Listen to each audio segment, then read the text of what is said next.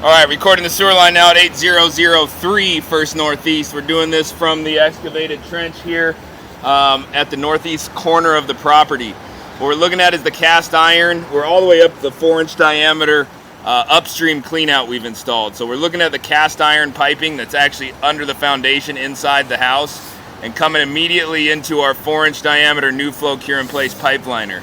So we go around a slight turn and start heading down towards our trench. So we are coming back downstream now.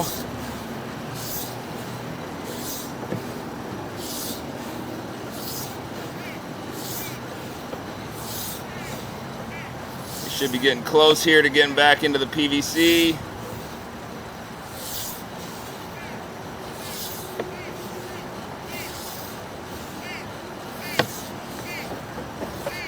And there is the PVC. That's part of the repair down there. Kind of difficult to see, but I've got better pictures of it.